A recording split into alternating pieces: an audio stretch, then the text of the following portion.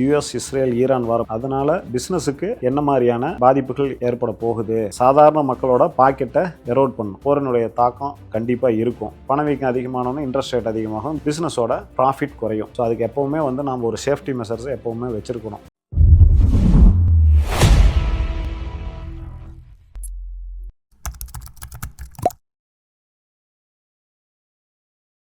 Welcome to beyond limits by Gokul.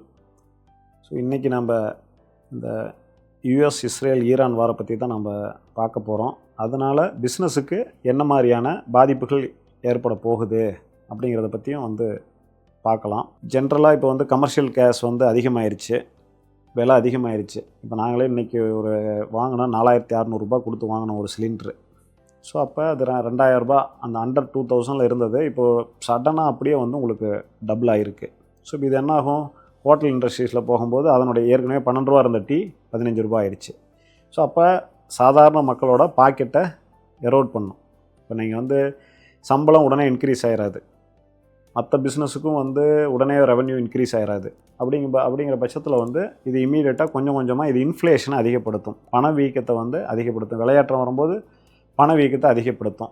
பணவீக்கம் அதிகமாச்சு அப்படின்னா ஆர்பிஐ என்ன பண்ணுன்னா இன்ட்ரெஸ்ட் ரேட்டை இன்க்ரீஸ் பண்ணுவாங்க, பணவீக்கத்தை கட்டுக்குள்ளே கொண்டு வரணுன்ட்டு. இப்போ கொஞ்சம் கொஞ்சமாக அதிகமாக இருந்த இன்ட்ரெஸ்ட் ரேட்டை குறைச்சிட்டு வந்தாங்க. அதனால் பிஸ்னஸ்க்கு கம்மியான பர்சன்டேஜில் இன்ட்ரெஸ்ட் ரேட்டில் லோன் கிடச்சிது. இப்போ அது இன்னும் கொஞ்சம் கொஞ்சமாக இன்க்ரீஸ் ஆக ஆரம்பிக்கும். இன்னும் ஆர்பிஐ இந்த மானிட்ரி பாலிசியில் எதுவுமே சொல்லலை. அடுத்த மானிட்ரி பாலிசிஸில் இன்க்ரீஸ் பண்ணுறதுக்கான இன்ட்ரெஸ்ட் ரேட்டை இன்க்ரீஸ் பண்ணுறதுக்கான பாசிபிலிட்டி இருக்குது.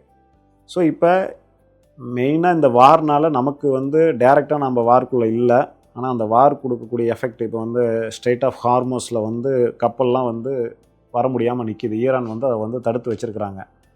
ஸோ அந்த கப்பல் தடுத்து வச்சுருக்கிறது மட்டும் இல்லாமல் அந்த கப்பலுக்கு இன்சூரன்ஸ் போட்டு தான் அந்த கப்பல்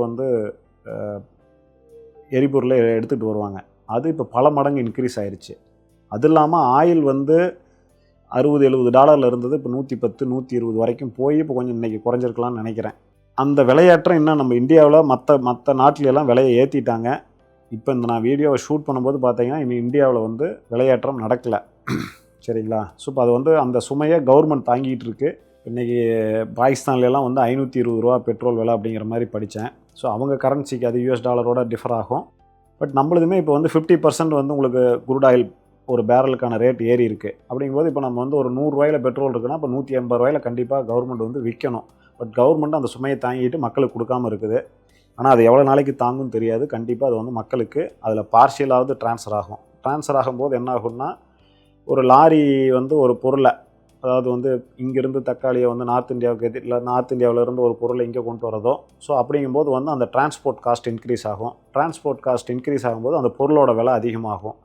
ஸோ இந்த மாதிரி அது ஒவ்வொரு பொருள்லையும் அதனுடைய ரிஃப்ளெக்ஷன் இந்த போரினுடைய தாக்கம் கண்டிப்பாக இருக்கும். ஸோ அப்போ பணவீக்கம் அதிகமாகும். இது ஒரு சைக்கிள் தான். பணவீக்கம் அதிகமானோன்னா இன்ட்ரெஸ்ட் ரேட் அதிகமாகும். பிஸ்னஸ் அதிகமாக வட்டியை செலுத்த வேண்டியிருக்கும். அதிகமாக வட்டியை செலுத்தும் போது பிஸ்னஸோட ப்ராஃபிட் குறையும். ஸோ அப்போ இந்த மாதிரி ஒரு அன்சர்டனிட்டி டைமில் கண்டிப்பாக நம்ம ஒரு சேஃப்டி மெஷர்ஸ் எல்லாம் நம்ம வச்சுருக்கணும். சரிங்களா?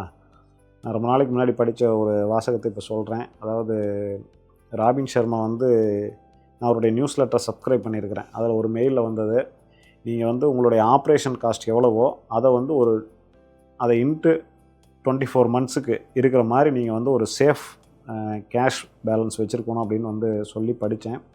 24 மந்த்ஸுக்கு வச்சுருக்க முடியலனா கூட ஒரு 6 மாதத்துக்காக வச்சுருக்கணும். ஏன்னா வீட்லேயே நம்ம சொல்லுவோம் ஒரு எமர்ஜென்சி ஃபண்ட் எப்போவுமே இருக்கணுன்ட்டு.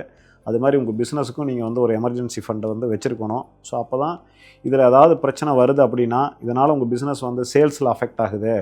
உதாரணத்துக்கு நாமக்கல்லில் பார்த்தீங்க அப்படின்னா முட்டை ஏற்றுமதியும் தடைப்பட்டுருச்சு. ஸோ இப்போ அவங்க என்ன பண்ணுவாங்க, அது முட்டையை உற்பத்தியை நிறுத்த முடியாது. அப்போ அது டொமஸ்டிக் மார்க்கெட்டில் தான் கொடுத்தாகணும். டொமஸ்டிக் மார்க்கெட்டில் சப்ளை அதிகமாகும்போது ரேட் ஆட்டோமேட்டிக்காக குறைய ஆரம்பிக்கும். இப்போ முதல்ல $7 விற்ற முட்டை இப்போ $4 வந்துருச்சு. ஸோ இப்போ சடனாக ஒரு 1 மந்த்துக்குள்ளே ப்ரைஸ் 50% 40% குறைஞ்சிருச்சு. ஸோ அப்போ நீங்கள் எந்த ப்ரிகாஷனரியும் இல்லாமல் இருந்தீங்க அப்படின்னா இந்த பிஸ்னஸை சர்வை பண்ணுறது கஷ்டம் தான். இப்போ ஆல்ரெடி நம்ம ஒரு கொஞ்சம் ஃபண்டு எடுத்து வச்சுருந்து இப்போ ப்ராஃபிட் இல்லாட்டியும் பரவாயில்ல, அட்லீஸ்ட் பிரேக் இல்லையாவது பிஸ்னஸ் ஒர்க் ஆகணும். ஆனால் இப்போ லாஸ்ட்டில் ஒர்க் ஆகிட்டுருக்கு. சரிங்களா? எங்கள் பிஸ்னஸே உதாரணத்துக்கு பார்த்திங்க அப்படின்னா, கொரோனா டைமில் எங்களுக்கு வந்து ஒரு கூகுள் ஆட் அக்கௌண்ட்டு சஸ்பெண்ட் ஆகி போச்சு. ஸோ அதிலிருந்து வர வேண்டிய பணமும் வரல, ஆடும் எங்களால் ப்ளேஸ் பண்ண முடியல. இது 2020 ஜனவரி 15. அடுத்த 2 மாதத்தில் கொரோனா வந்துருச்சு. பட் அந்த டைமில் வந்து நான் கிட்டத்தட்ட ஒரு 1.5 crore பேங்க்கில் வச்சுருந்தேன். ஸோ அதனால் வந்து எந்த விதமான அப்போ எங்கள் ஸ்ட்ரென்த்தும் கம்மி. அன்றைக்கி ஒரு 100 பேர் தான் இருந்திருப்பாங்க, இன்றைக்கி 500 பேர் இருக்கிறாங்க. அந்த ஸ்ட்ரென்த்து கம்மி. ஸோ அதனால் என்னால் சம்பளம் போகிறதுலேருந்து, ஏன்னா அப்போ வந்து எங்களுக்கு ஜாப்ஸில் பெரிய ரெவன்யூ அடிபட்டுச்சு. மேட்ரிமோனி அப்போ ஆரம்பிக்கவே இல்லை. ஸ்ரீதியா.com எங்கள் ப்ராடக்ட்டு அதுவும் நவம்பரில் 2020 தான் ஆரம்பித்தோம். ஸோ அப்போ ரெவன்யூ வந்துக்கிட்டு இருந்த ப்ராடக்ட் எல்லாமே எங்களுக்கு வந்து அடிபட்டுருச்சு. பட் இருந்தாலும் நான் சேவிங்ஸ் பண்ணி வச்சுருந்த அமௌண்ட்டை வச்சு அடுத்த 1 இயரை சக்ஸஸ்ஃபுல்லாக தாண்டிட்டோம். மறுபடியும் இப்போ வந்து we are in a very growth path. So அப்போ நம்ம ஒரு சேஃப்டி நெட்டுக்கு, அது இண்டிவிஜுவல் ஆகட்டும் கம்பெனிக்காகட்டும், ஒரு சேஃப்டி நெட் இருந்தது அப்படின்னா கண்டிப்பாக அதை ஓவர் கம் பண்ணி வந்துடலாம். ஏன்னா இந்த சேஃப்டி நெட்டில் நிறைய பேர் பண்ணாமல் இருக்கிறதுனால அவங்க பிஸ்னஸ் விட்டு வெளியே போயிடுவாங்க. நாம் அதை ஓவர் கம் பண்ணி வரும்போது நமக்கு இன்னும் மார்க்கெட் வந்து அதிக ஆப்பர்ச்சுனிட்டியை கொடுக்கும். ஸோ அதனால் வாரனால் வந்து தீமைகள் அதிகம், கொஞ்சம் நன்மையும் இருக்குது. அதை நம்ம பயன்படுத்திக்கிற விதத்தில் இருக்குது. தேங்க்யூ.